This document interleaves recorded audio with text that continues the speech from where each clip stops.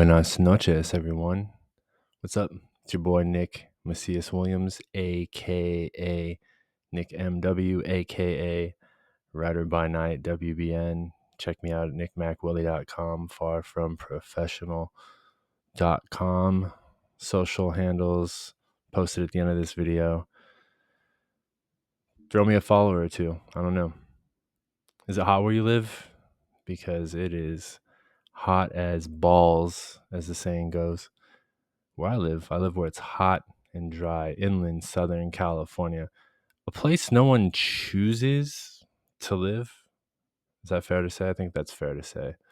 Um, you don't choose to live in the Inland Empire. You just end up there by circumstance. Worst case scenario, best case scenario. Anyways, it's hot pretty much everywhere, right? Except for the Southern Hemisphere. And a few of those little pockets there along the coast, Central Coast. My friends who live up there in Santa Barbara, they'll be bragging to me. Oh, it's perfect. It's 80 degrees. Got a little breeze coming off the ocean. Oh, it's lovely. Thanks. Appreciate that. Anybody catch the RNC on Thursday at all this week? I watched it on Thursday. I have to admit, I'm not a Republican. I'm not a Democrat. I'm a floater, like that thing in the toilet. Boo. Anyways, I watched it on Thursday. Just curious, like most of us were, to see how former President Trump would respond. This is his first, right? His first big speech after someone failed to blow his head off. Thank God. To be honest, I mean, thank God. I don't like President Trump. I don't like Joe Biden. I think they're kind of cut from the same cloth, opposite sides of the same cloth, same folds. But I don't want to see that dude get his head blown off.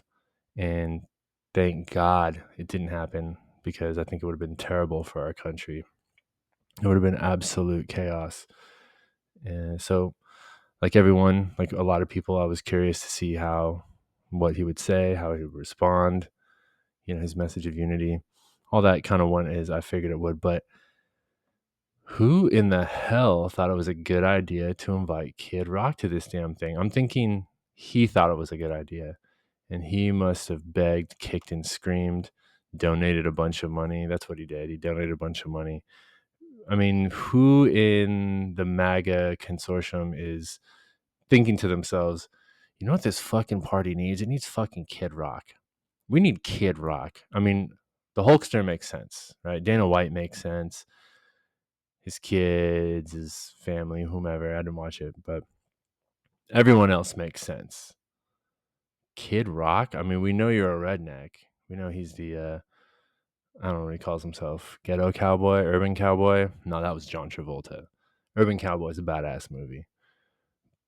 Who the fuck asked for Kid Rock? No one asked for Kid Rock.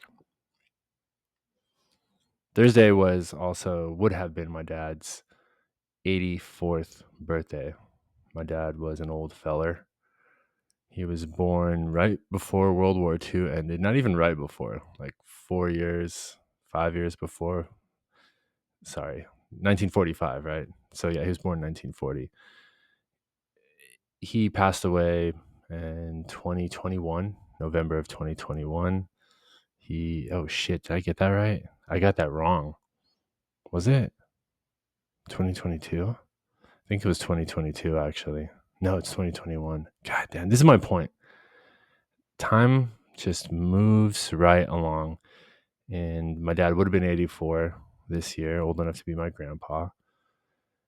And if you've lost a parent, lost a loved one, you know that when you cross these anniversaries, these birthdays, you of course reminisce about that person and think about what it would have been like if they were here to celebrate, here to see everything that has happened in your life at this point. And it doesn't get any easier. It doesn't get any better.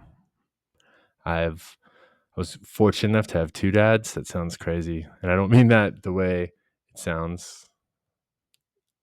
My parents got divorced, and both of them remarried a couple of times. And so I had a stepdad and my biological dad, and I was lucky enough to have both of those gentlemen in my life. They've both since passed on. Thursday, July 18th would have been my dad's 84th birthday, and I miss that dude.